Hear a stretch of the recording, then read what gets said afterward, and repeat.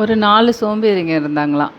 ஒருத்தன் முழு சோம்பேறியான், இன்னொருத்தன் முக்கா சோம்பேறியான், இன்னொருத்தன் அரை சோம்பேறியான், இன்னொருத்தன் கால் சோம்பேறியான். இவங்க 4 பேரும் தெரு வழியாக போயிட்டுருந்தாங்களாம். அப்போ ஒரு 8 அணா கிடச்சிதான் இவங்களுக்கு, கீழே கிடச்சிதான்.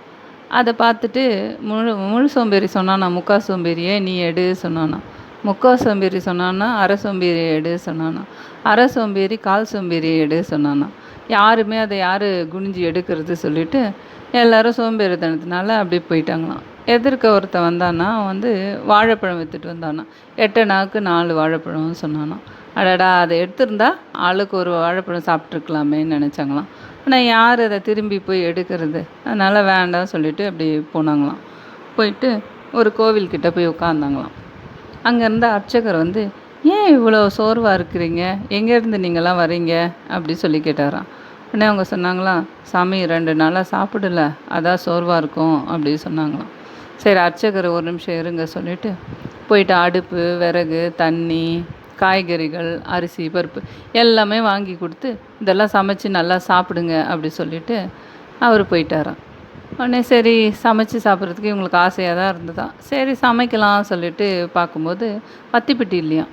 ஐயோ, வத்திப்பெட்டி இல்லையே, யாருன்னா ஒருத்தர் போய் வாங்கிட்டு வாங்க சொன்னாங்களாம். திருப்பியும் இவங்க சோம்பேறித்தனத்தினால நீ வாங்கிட்டு வா, நான் வாங்கிட்டு வான்னு பேசிக்கிட்டாங்களாம். அப்போ சொன்னாங்களாம், சரி ஒரு பந்தயம் வைக்கலாம், எல்லோரும் படுத்துக்கலாம், யார் முதல்ல சத்தம் போடுறாங்களோ அவங்க தான் போய் வத்திப்பெட்டி வாங்கிட்டு வரணும்னு சொன்னாங்களாம். சரின்னு எல்லோரும் ஒத்துக்கிட்டாங்களாம். எல்லோரும் காலை நீட்டி நல்லா படுத்துக்கிட்டாங்களாம் சத்தம் இல்லாமல். இந்த அர்ச்சகர் எல்லோரும் சமைச்சு சாப்பிட்டாங்களா, நம்ம போய் பார்க்கலாம் சொல்லிவிட்டு வராராம். வந்தால் எல்லோரும் சத்தமே இல்லாமல் படுத்துருக்காங்களாம், மூச்சு பேச்சு இல்லாமல். இவர் பயந்துட்டாராம், நம்ம கொடுத்த சாப்பாட்டில் எதுனா விஷம் இருந்திருக்குமோ, இல்லை இவங்க பசினால் செத்துருப்பாங்களோ தெரியலையே, எதுக்கு வம்பு, இவங்களெல்லாம் புதைச்சிடலாம் சொல்லிவிட்டு குழியை நோண்டி எல்லாரையும் அதில் போட்டு மண்ணை மேலே தள்ளிட்டு மேலே ஏறி குதிச்சாராம். குதிக்கும் போது ஒருத்தன் வயிற்றுல பட்டுடுச்சான். உடனே அவன் ஐயோ ஐயோன்னு கத்துனானான். உடனே எல்லாரும் துள்ளி குதித்து எழுந்து நீ தான் போய் வத்திப்பெட்டி வாங்கணும் அப்படின்னு சொன்னாங்களாம். அர்ச்சகர் இவங்கெல்லாம் பேயாக மாறிட்டாங்க போல இருக்கு சொல்லி பயந்து ஓடியே போயிட்டாராம். இதோட இந்த கதை முடியுது.